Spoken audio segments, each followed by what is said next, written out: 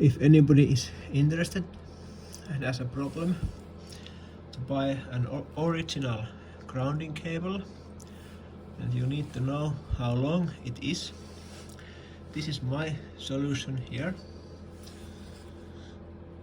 The engine side I put a double.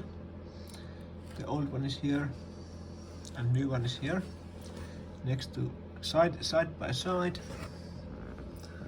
Can I see some light? Yes. So this is 450 millimeters long, almost half meter, 450 millimeters, and it is quite well. You need to remove this cover to get better access. There. To get better access to the bolt. I cleaned both surfaces and tightened a new cable, grounding cable.